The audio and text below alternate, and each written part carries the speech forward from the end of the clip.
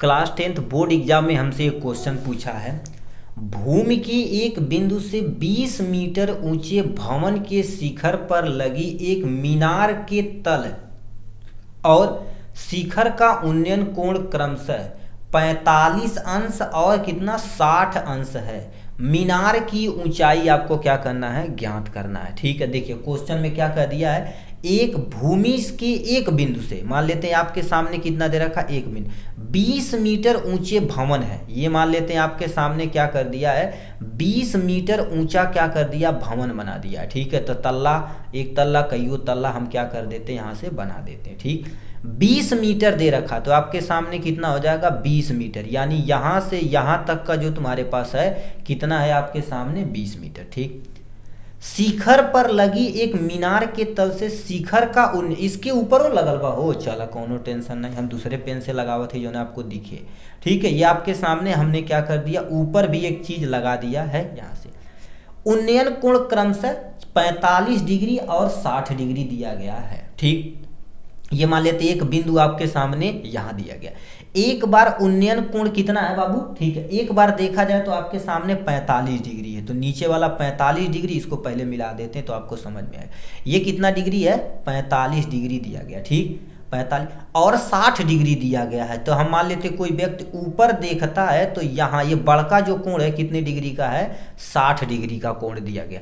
अंदर वाला 4 यानी 45 का है। ठीक है, अंदर वाला 45 का है और ये वाला 60 का है। ठीक, अब आपको समझ में आया। अब क्या कह दिया, मीनार की ऊंचाई ज्ञात करना है, मतलब ये वाली ऊंचाई आपको क्या कर देनी है, ज्ञात करनी है। ठीक, ये वाली ऊंचाई आपको ज्ञात करनी। देखिए त्रिकोणमिति में यदि डायग्राम बना दिए तो समझिए आपका काम बल्ले बल्ले हो गया। ठीक है, अब देखिए यहाँ से टोटल ऊंचाई यदि कोई पूछे तो कितना हो जाएगा, 20 और प्लस में क्या हो जाएगा, यच, ये यच और ये प्लस 20, टोटल कितना हो जाएगा, 20 प्लस यच हो जाएगा। ठीक, अब हम क्या कर देते हैं, अपना नेमिंग कर देते हैं तो अपना काम हो जाएगा। इसका नाम दे देते हैं ए, इसका नाम दे देते हैं बी, इसका नाम दे देते हैं सी और इसका नाम क्या देते हैं गुरुदेव, डी दे दिया जाता है। ठीक, चलिए अब एक एक त्रिभुज को निकालिए। पहले हम क्या कर देते हैं, बड़का ए बी सी, बड़का वाला जो 60 डिग्री है, तो त्रिभुज आपके सामने यहाँ पर हम हल लिख देना। ठीक है, ये हो जाएगा हल, मतलब सोल्यूशन शुरू हो रहा है। त्रिभुज ए बी सी में, ठीक है, तो क्या होगा, अब देखिए त्रिभुज ए बी सी में तो tan थीटा बराबर कितना होता है। अब देखिए tan थीटा बराबर लाल बटे कक्का के अनुसार आपको थोड़ा सा बता देते हैं यहीं पर। देखिए लाल बटे कक्का देखा जाए तो क्या होता है, लाल बटे में तुम्हारे पास क्या होता है, कक्का होता है, यानी साइन थीटा बराबर लंब बटे में कर्ण, कास थीटा बराबर आधार बटे कर्ण, tan थीटा बराबर लंब बटे में आधार होता है। तो tan थीटा बराबर आपके सामने क्या होता है गुरुदेव, लंब बटे में कितना होता है, यहाँ से आधार होता है। ठीक है, लंब बटे में कितना हो जाएगा, आधार हो जाएगा। ठीक है, विजिबल होना चाहिए डायग्राम, तभी मजा आएगा।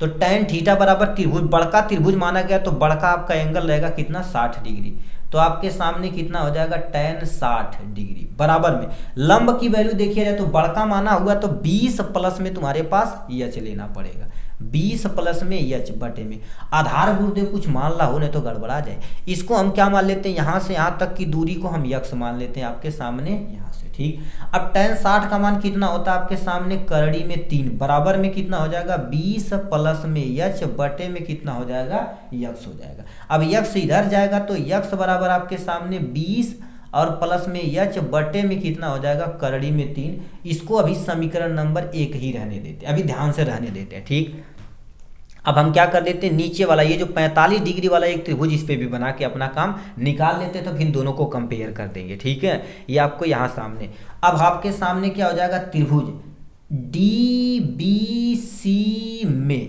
मतलब त्रिभुज डी बी सी मतलब डी बी सी, ये वाला त्रिभुज। ठीक है, ये वाला जो ये तुम्हारे पास क्या होगा, ये वाला त्रिभुज है। ठीक है, अब थोड़ा सा ऊपर करते हैं, डी में तो आपके सामने tan थीटा बराबर आपके सामने क्या हो जाएगा, लंब बटे में कितना होता है, आधार होता है। लंब यानी tan थीटा बराबर कितना हो जाएगा, 30 डिग्री, लंब की जगह कितना हो जाएगा आपके सामने 20 बटे में आधार कितना हो जाएगा, यक्स। तो tan 30 का मान कितना होता है आपके सामने, 30 नहीं गुरुदेव 45, भाई मर दे तू सर जी, गड़बड़ावा ताड़ा। ठीक है, 45 हो जाएगा यहाँ से, ये 45 है जी।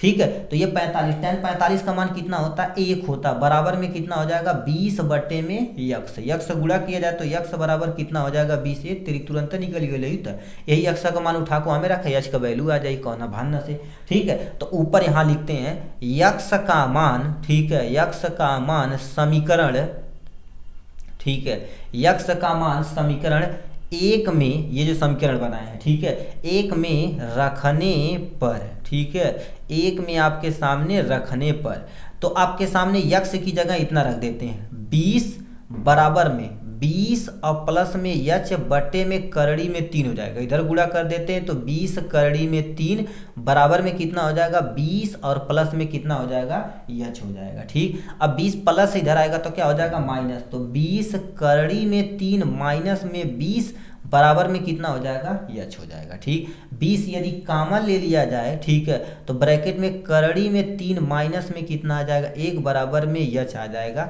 यहाँ से। अब यहाँ यच की, ठीक है, जो करड़ी वगैरह रहेगा इसका मान प्लीज आप न रखिएगा, क्यों, क्योंकि देखा जाए तो आपके आंसर यही तुम्हारे पास होता है। ठीक है, वैल्यू रखेंगे तो आपको कैलकुलेशन बहुत ज़्यादा करना पड़ेगा।